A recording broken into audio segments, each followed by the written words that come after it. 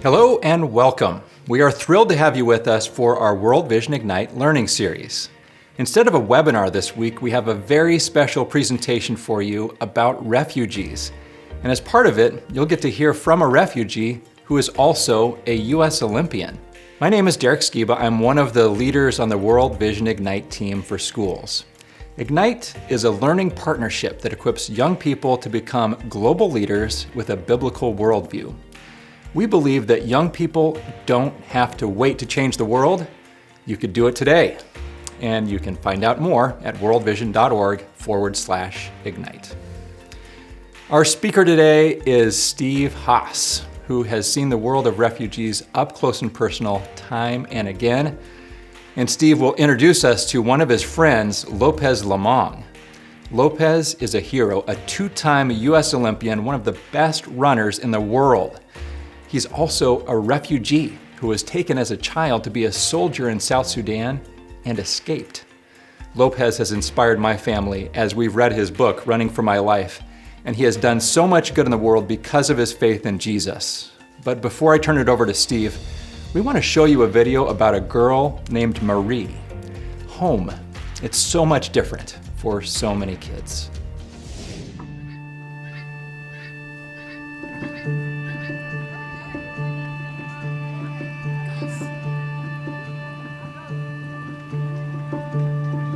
You and your 5 brothers and sisters live in a small hut made of sticks and mud.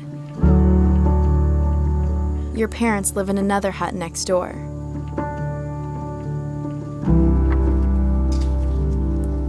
There are no mattresses, so every night you lie down on cloth spread over the bare ground.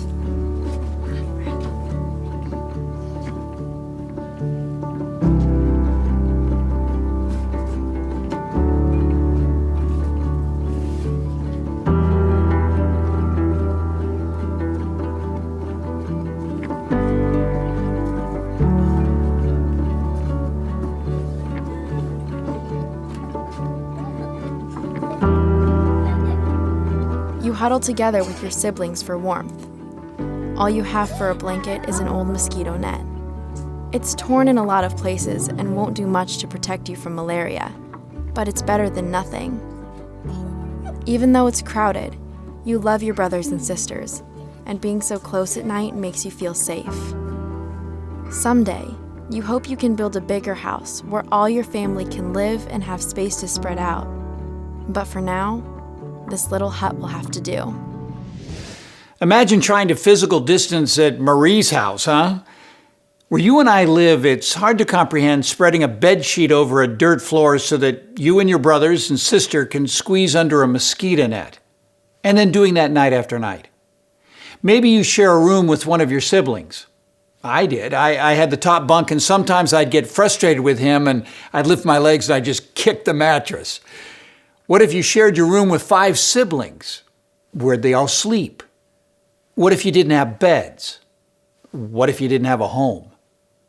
For over 70 million people around the world, that's their reality. Gang, that's roughly the number of people that live in the entire western side of the US, from Montana to the Pacific Ocean. For some families, living in their homes has become too dangerous because of where they live, and they have to move. This can be for all sorts of reasons like natural disasters, floods, hurricanes, earthquakes, monsoons. You and I hear about these events through our social media feeds or the evening news. Natural events like heavy winds or waves that can wipe out an entire neighborhood. For others, it's the lack of food that can drive people away as they need to find something to eat. These events can be natural due to a famine or some humanitarian disaster, or man-made due to government policy or injustice. Today, this is the case in Venezuela. Some leave because the environment has just become too violent for them to stay home. So much of my travel in the past several years has been in response to those fleeing the war in Syria. As one Syrian refugee told me, when the bombs began to fall, we just had to leave. People on the move, because it's too dangerous to be home. Often they leave in a hurry, often without a great deal of planning. Grab as much stuff as you can and head out by car, bus, boat, and often on foot. And as to where to go? Often it's another community next door or a friend or family member's house. Just as often, they leave their community and country altogether, facing uncertainty and often dangers from those who would exploit their pain and their hardship. Well, as you can imagine, deciding to leave your home is a pretty scary thing. All the things that you rely on, they disappear. Just 2 years ago, nearly 14 million people had to leave their homes because of what I just talked about. That's a ton of people, friends. With numbers this large, it's hard to wrap our minds around this issue of displacement. That's why we asked a good friend of mine, to share his story of living years without a home. Our special visitor over Zoom is two-time Olympian and distance running great Lopez Lomong, and I've been looking forward to our conversation for some time. Lopez is a professional runner and national champion in two of track and field's most difficult events, the 5 and 10,000 meter races. He's married to Brittany, a rocket scientist with the Air Force. Really, she's a rocket scientist. And has been a great partner with World Vision for years to help the people in his birth country of South Sudan. If you look for awesome in the dictionary, Lopez's picture is posted right there. I've never met anyone like him, and after hearing his story, you're going to be saying the same thing. How are you doing, man? Good. How you doing? Good to see you. You look Good great. seeing you. Well, you're looking great. Where am I talking to you? So you are talking to me. I'm actually in my house in Lake Oswego, Oregon, and sheltering in place, protecting myself and protecting my neighbors, and doing everything I can to be able to ride this virus out of here. Excellent. Now, just so everyone knows, our relationship actually goes back a ways.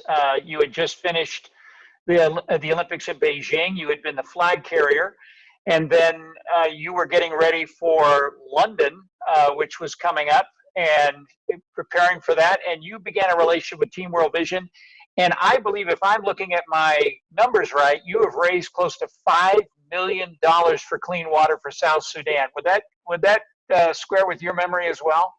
I mean, it's all praise to God. You know, this is something that I've been just dreaming about. I was dreaming, looking for the people like World Vision. They wanted to do something bigger than themselves. I was so honored to be able to join the team, and I wanted to be able to do something to impact the people on the ground, and using my running and using my talent that God gave me to be able to partner with amazing people and to just go out and bring clean water to the most vulnerable people and allow the kids to be able to go to school. And one of the proudest moments of my life, I think I would say, it's more than carrying the flag into the opening ceremony. Wow. It's more than wearing my colors of my country to represent my country. And that is something the reason why I'm doing what I'm doing. Wow, that's quite a statement. Now, it's interesting, as a distance runner, obviously you have a race plan before you ever enter a race. I'm going to guess your coach has gone over that with you, or other athletes that you're running with, even the pacers. You're going to know what kind of splits they're going to go. But during a race, anything can and usually does happen, in which you've got to change your plan. You've got to maintain a level of positivity. What you've just said, in light of this disaster, obviously, that has been visited to many families, you're already, in a way, mentally, spiritually, physically, kind of flexing your own planning and training, aren't you, with relation to the Olympics being postponed till next year? Your races have been postponed. Talk about that. Talk about that flexibility of mind and heart that allows you to change and make a positive out of what could be a profound negative. Yeah, I think that's an amazing question. Thank you so much for that great question. A race is not going to finish until you break the tape. And there's always, anything can happen. Right now, we are on plan B. And so it's, what can I be able to use this extra time to reach out and talk about the story of how the struggle is. And that then, you need the courage, you need God, you need mental toughness, and you need patience. Let's talk back to that moment. You were in a church service, you were in South Sudan, and something happened that literally changed your plan to a plan F. I mean, this wasn't a plan B, C, D, or E, where suddenly your entire life took a very profound change. What happened? Yeah, you don't choose where you were born, but I was born in South Sudan in a time in which there was a war going on. And as a child, I grew up in a little hut, but to me, it was a big, massive house. We keep cattle and we grow crops and things like that. And, and the whole thing, like my dream was, I want to be like as my dad. I want to be like my dad. I want to be able to help my mom also to go fetch the water, do all the kind of things. But the only thing that allow us to be able to come back as a community is a church. So we have a small little a tree, basically it's a tree, but we call it a church because it's written in the Bible that whenever there is one or two people gathered together in His name, He's always there. And our tree become a church. It's a beautiful, beautiful place. So we were sitting there at church, and all of a sudden we see a convoy of vehicles just driving toward our church. So the elders came in. They were trying to go talk and kind of like squash the kind of like settle the temperatures a little bit. And the soldiers just basically came in and draw their weapons and say, "Everyone lay down. We want all the kids." I remember very well as we are laying down on our bellies, my small little belly, and trying to like breathe. My mom grabbed me so tightly next to her as we are like laying down. I can see her eyes. We are locking the eyes because I was laying like this. I'm looking at her like on this angle, and she was looking at me. We are like basically like locking the eyes, and like I can see the fear because the fear that I never seen from my mom. As the soldiers were just coming through and like with all the weapons and guns and like that, taking all the kids. Kids are crying, mothers are crying, trying to go rescue their kids, and like a soldier came in and ripped me from my mom. I was just a kid. I was just 6 years old kid that I was happy. I was with my family. I didn't steal anything. I didn't like do anything to anybody. Why am I being taken away in a God's house, in the place that is supposed to be a peaceful place? And as I was being dragged away, the parents were just like chasing, like running toward their kids, including my mom and my dad. "Please don't take him. Don't take him, please, don't take him." A soldier drew his weapon and said, "One more step, I'll open the fire." And the soldiers took us and drove us away. Now, they took you to by the way, this is all chronicled in your wonderful book that I know Ignite is using and that I hope many students have the opportunity to read. I think it's one of the most inspirational reads you could possibly find. But you're actually taken to a camp where these kids are held. Some of these kids actually die due to what is fed them and their young bodies not able to take it in. You often talk about some extraordinary individuals that were from your own locality that recognized you. What did they do to help you get away? Yeah, I remember that day like yesterday. I remember we are sitting in this, we are put in this one roof hut prison. No windows, small little array of like a light coming through the thatched roof. And just imagine you are being locked in a place that like you don't know if it's the day, you don't know if it's at night, you don't know what's going on outside. I was physically locked in the place, but mentally I was outside the roof. I was trying to imagine how beautiful outside is. And that's when God came through. Three of the boys who I never knew, I never seen, and all they said, "Come here, come next to us. You are not alone. Come here and we'll to protect you. We'll take you to your mom." So I went there and they introduced themselves like, "We are a friend of your brother Abraham. And I know what happened to you. I know what happened to all of us. You see all these kids, they're all hungry and they're crying. Yeah, you cried today, but don't cry anymore. Don't cry anymore. We are going to take care of you. We are going to take you back to your mom, to your parents again. It became my community. They become my parents. They become my, like, the people that they will tell me things I need to hear to survive, not to give up. Now you obviously, they hatched a plan to escape. You were able to leave this death trap for boys your age, and unfortunately, rather than actually take you back to your own birthplace, you somehow, just due to the orientation of which way you were traveling, you found yourself on the Kenyan border some days later. What kept you going? What kept driving you forward? Because I'm going to guess this was without food, possibly without water. What was motivating you to keep moving? When I was almost giving up, I'm hungry, my feet are hurting, they're bleeding. I didn't have shoes, and just to see like like thorns like in my feet. And one kid, I think he was like 10 or 11. He was just carrying me, and I was like, he was struggling. Somehow, it was just like carrying me, putting me from here to like maybe like about 300 meters or something. Somehow, I gained that strength again. I was like, oh, I can run again. Okay, good, let's go. And we go, and then when I sit down, I see the mountain range is like coming closer. It's like, oh, maybe we'll get there sooner. Let's go. And then we go for another like day, and I see the mountain range kind of like a little bit farther away. And I said, oh, I can't do it.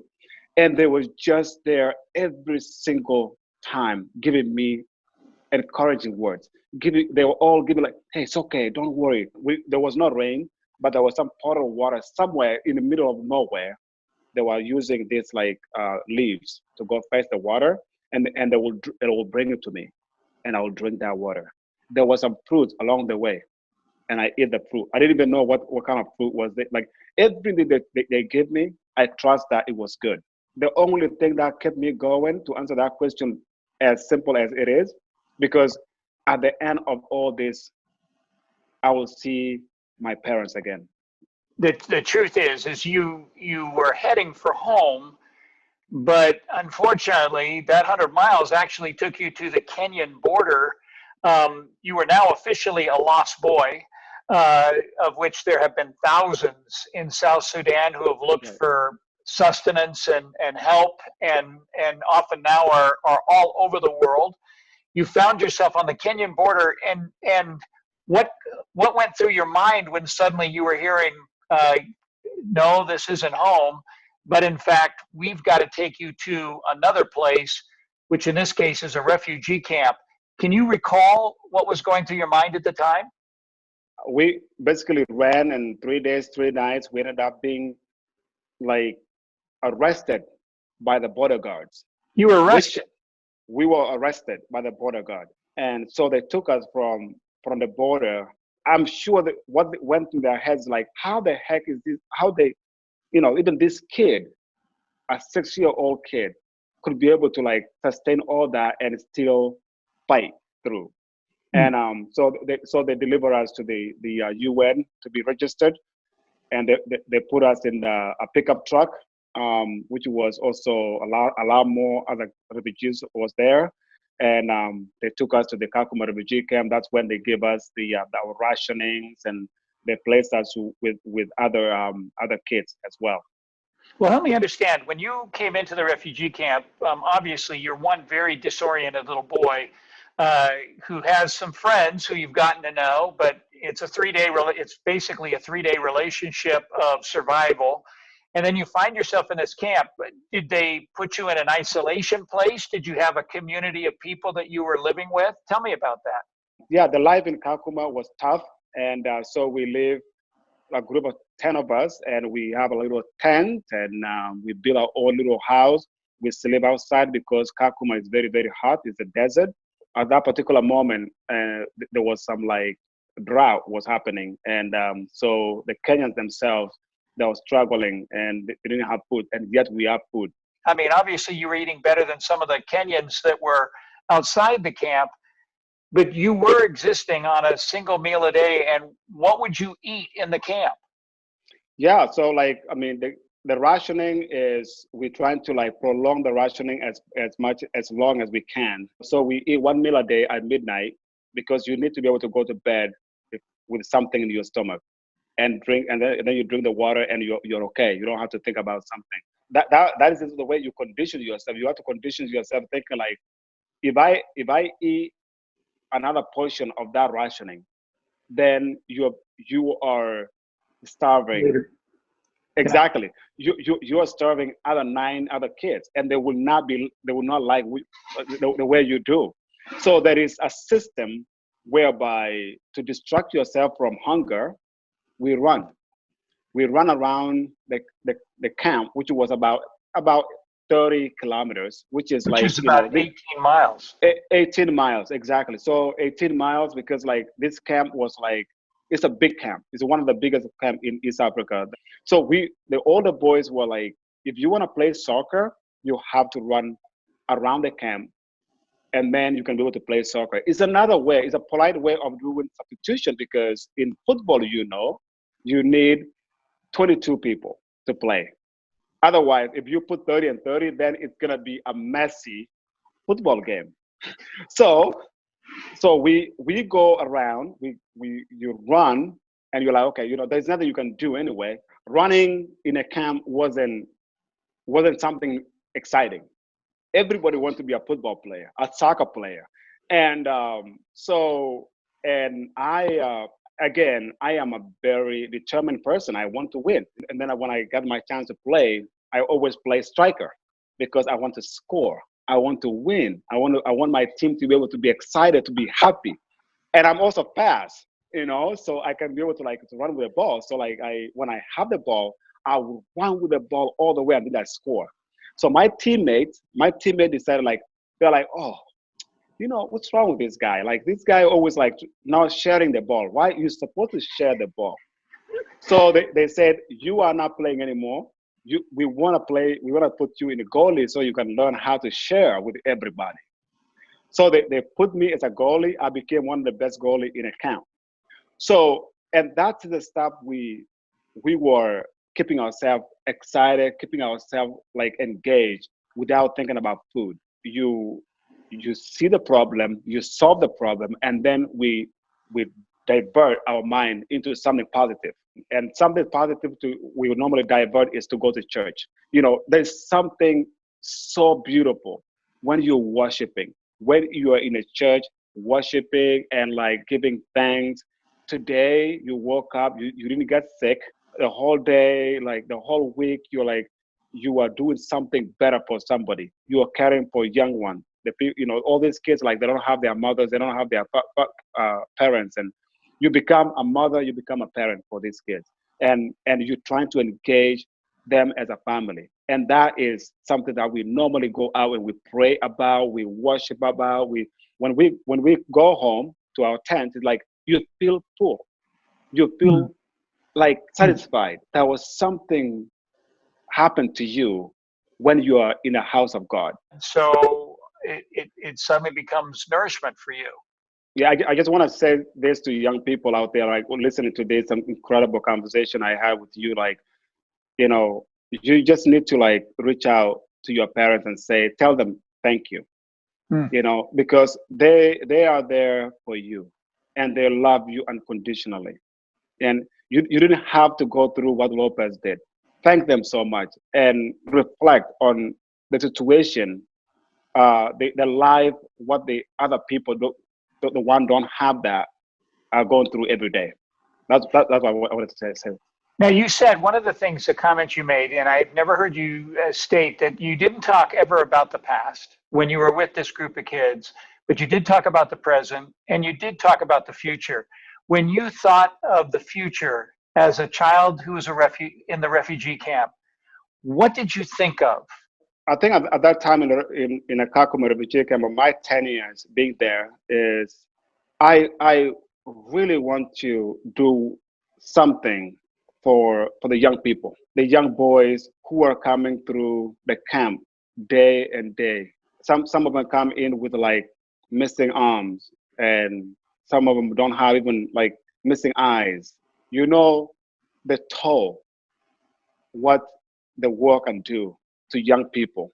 Even right now, even talking to you right now, my blood just like run out of my body, just like, oh my goodness, like just imagine, like, listen to that story on the other end, and that kid will probably tell you things that I probably I didn't even went through. Just imagine, like, listen to that story on the other end, and that kid will probably tell you things that I probably I didn't even went through. And yeah, we just like said, hey, like, don't worry about what happened in the past. Let's see what we're gonna be able to do. Look, like, you have the family here, we have us here, we have the UN. Maybe you can go to school. You know, you like the school, yeah, the school, but we don't have books. But we can go and write. We sing songs at night. We look at the stars. We talk about the stars, like how the stars like evolve and all these things. Like, and then somehow these kids will be able to, like, they will go to bed. They will close their eyes, go to bed, at least with a better dream. You know, so it's always good to be able to, like, to just cheer the people. And that's what it is, like, with even in a sport like I'm doing right now. It's like you need to cheer. You need to get that, like, a positive energy, because the positive energy always wins. That's what kept me and kept majority of the Lost Boys in the camp all the way until we got opportunity to come to America. Now, you did get an opportunity. There was actually a fairly large airlift of young men like yourself who were able to come to the United States and actually be sponsored by families here in the United States. If you would take a moment to describe the family that you were brought into, who basically raised you as one of their sons. What was your first impression of that? What would it be like as a refugee coming into a completely different and foreign culture? Yeah, I think first, like, getting opportunity to come to America, the first thing that completely changed my life was when I boarded plane. All I was thinking in my mind is, when I go to America, I'm going to work. The first thing I'm going to do is I'm going to find a job, and when I work, I'm going to work every day, like morning, night, and any day, to be able to get some money, to send the money to the boys that I left behind, because I want them to just eat one meal a day. I didn't want them to fight for the garbage on Tuesdays, to be able to work for the people that I know they are going through a hard life in a camp, because I lived that life for 10 You lived years. that for 10 years. Right. So I got to JFK, and I got on a flight, a small plane, propeller plane that was really good, from JFK to Syracuse. And this is 2001, when the families they still can wait for you in the jet bridge and all these things. I came through the jet bridge, and there's incredible people. Out of all these other people are sitting there, like flowers, like, welcoming their, like, people who are, like, I traveled with. There was something about these people. They are holding my name. Welcome home. I thank God for people like that.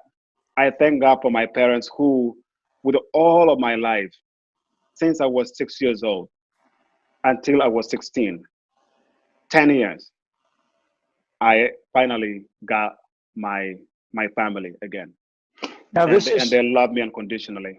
and this is so much a description also of your love for education, which I know your parents absolutely instilled in you, and also your love of keeping family together. You've often talked about and shown that with what you've done with your brothers, your attempts to also reconcile things that are going on back in South Sudan. Talk to me a little bit about that. Yes, I lost my youth or childhood, and I was very, very happy in my family. And somebody took me away from that happiness.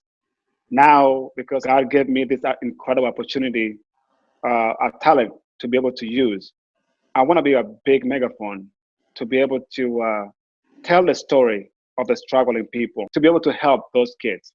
Because if they don't have any help, most likely the kid lose hope. They don't know that God is there. God provides. If if somebody gives them that, they can be able to look back to God. If the kids just living in a camp, in a refugee camp by themselves, and nobody's there to extend a hand and say you matter. I want to see you succeed. I want you to dream big like any other kid in the world. I want you to think if you want to be a doctor, you want to be a pilot, you want to be a teacher, you want to be anything, you can do that. Don't worry about everything. I'm here to support you on that. So that is something like I am here right now to be able to do that in South Sudan, to be able to allow those kids in South Sudan to think like we are not forgotten, because there is a bigger team behind them to be productive people in a society. Because those kids, one day, one of them or two of them, they will be Olympians, they will be like gold medalists, they will be presidents, they will be anything, but they just need a little hand right now. I think the story of running for my life is a story for every kid who is struggling out there in America, in Lebanon, in South Sudan, in everywhere. I just again want to say thank you so much for taking some time to talk about just the impact of being a refugee, but even more than that, how you've come through that, and your life now having so much of an impact on everyone, both those who have a home and those who find inspiration in your life story who don't have a home. And we're just so grateful that we could partner with you in this way. Thanks again for joining us today. You're welcome, brother. God bless you. Thank you. Talk about a stretch. From a war-orphan refugee to USA champion and two-time Olympian. We're grateful for Lopez's life and heroic story. My guess is that some of you who are watching this and heard this story are facing a tough situation too. It's our hope that Lopez's story encourages you, that you would know that you are loved, that you're seen, that God knows where you are, and that God cares. There are so many people in our world who don't have a safe place to live. At World Vision, we see this as a huge opportunity to help people in their time of need, and that's why World Vision, with help of families like yours, has assisted over 3.5 million refugees. And these are displaced people just last year. We help them with practical things like food, clean water, sanitation, medical aid, housing, and education. Kids hear things like that and they just say, hey, so like, what can I do? Well, for one, you can remember Marie and continue to pray for her and families like hers whose lives are difficult because of where they live and what they live in. You can get to know the refugee issue. Advocate on their behalf by telling their stories to your family and friends. Find ways to raise resources for those organizations who are active in creating hope in these displaced communities. It's important to not let this information simply sit there. Displaced people typically lack a voice to make their needs known. You might be that voice. We believe that each person is so full of potential and promise. What you do or say in the future might be the answer to someone else's cry for help. And now be prepared to be surprised. Thanks, Steve. Wasn't it amazing to hear from Lopez? Even as a child, God was working on Lopez, and he could use your life too. We hope you've enjoyed our time together today. Would you remember to pray for Lopez today and all of the refugees around the world who are struggling? God expects us to not just learn things, He expects us to do things with our knowledge, to live our lives for the good of others. As Steve said, imagine how God wants to use you to advocate for refugees and others who need us in a time of crisis. Thanks for joining us.